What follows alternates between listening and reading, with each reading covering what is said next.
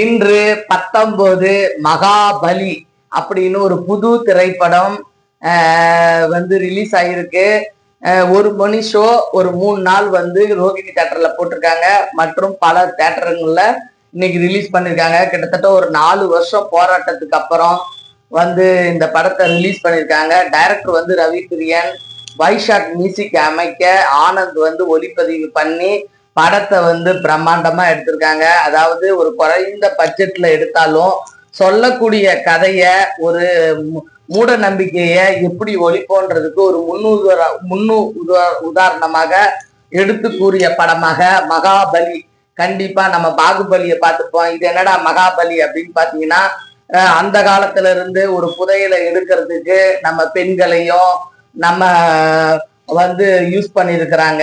அதாவது அந்த சாமியாருங்க அதை எடுத்து சொல்லக்கூடிய படம் தான். என்ன கதை அப்படின்னு பாத்தீங்கன்னா, இந்த கதை ஒண்ணுமே இல்லைங்க. கண்டிப்பா 7 பௌர்ணமிக்கும் 7 அமாவாசைக்கும் 7 பெண்களை பலி கொடுத்தா அந்த காளி புதையலை வந்து நம்ம எடுப்போம் அப்படின்றதுக்காக ஒரு 7 பெண்களை வந்து ஒவ்வொரு விதமா வந்து பலி கொடுத்துட்டு இருக்காங்க. இதுக்கு ஊடால வந்து நடிகை வந்து மேக்னா அம்மாவும், டீனா தாமஸும், அதாவது சக்தி மேக்னாவும், டீனா வந்து ஒரு நடிகை, அதுக்கப்புறம் வந்து போண்டாமணி, அதுக்கப்புறம் சின்ராசு, அப்புறம் கண்ணாயிரம், இப்படி நடிகர், அதாவது நகைச்சுவை நடிகர்களையும் போட்டு இவங்க வந்து குறி கேட்கிற மாதிரி எடுக்கிறதுக்கு அதுக்கும் வந்து அவர் எடுத்து சொல்றாரு.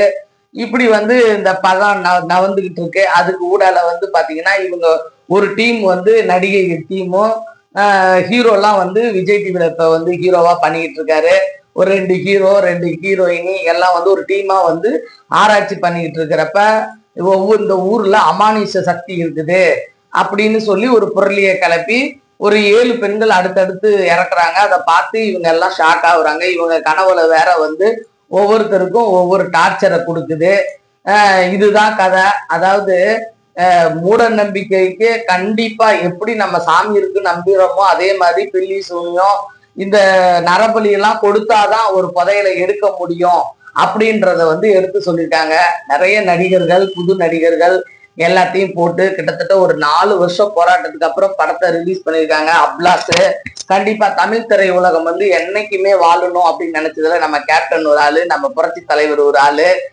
நான் வந்து இன்னைக்கு கொம்பு சீவி பார்த்துட்டு அப்படியே என்னோட பாண்டி, என்னோட ஹேர் ட்ரெஸ்ஸரு, எனக்கு ஒரு 20 வருஷமா என் தம்பியை தெரியும். அவன் கூட்டிட்டு போய் உட்கார வச்சுட்டான். நமக்கு சின்ன படம் பெரிய படம் எதுவுமே பேதம் கிடையாது. எல்லா படமுமே ஒண்ணுதான். ஏன்னா டைரக்டர் வந்து ரவி பிரியன், பாலச்சந்தர் ஐயா கிட்ட வந்து ஒர்க் பண்ணவங்க நம்ம பாலச்சந்தர் ஐயா கிட்ட. அது போக சத்திரம் பேருந்து நிலையம்னு ஒரு படம் எடுத்திருக்காரு. இது அவருக்கு 2வது படம். அது போக சீரியல்லாம் டைரக்ட் பண்ணிட்டு இருக்கிறாரு விஜய் டிவில.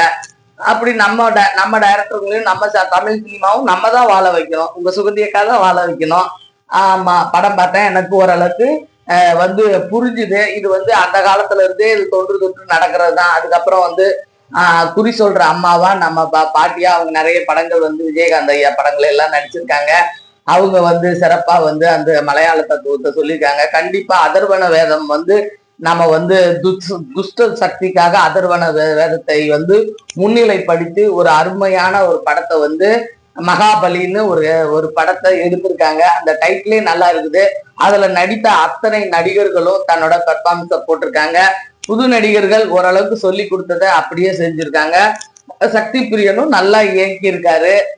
கண்டிப்பா வளரும் திரைப்படங்கள்ல நமக்கு சின்னது பெருசுன்னு பார்க்காம எல்லா படங்களையுமே ஒரு கண்ணோட்டத்தோட பார்க்கணும்.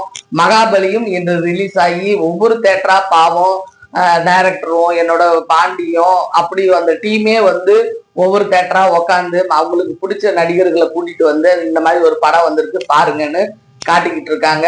கண்டிப்பா அவங்க உழைப்புக்கும் அந்த ஊதியத்துக்கும் கண்டிப்பா அடுத்தடுத்து அந்த கலைத்தாய் வந்து அந்த டீமை வாழ வச்சு அதுல ஒர்க் பண்ண அத்தனை அன்பு உள்ளங்களுக்கும் இந்த படத்தை ஒரு வெற்றி படமா, கண்டிப்பா ஏதோ மக்கள் பேசுற படமா, பாக்குற படமா அமைத்து கொடுக்கணும்னு எல்லாம் அந்த இறைவனை, அந்த சிவனை, என்னோட அண்ணாமலையாரை நான் வேண்டி கேட்டுக்கிறேன். என் தம்பி சொன்னதுக்கு எனக்கு அந்த படத்தை பார்த்தேன். எனக்கு பிடிச்சிது.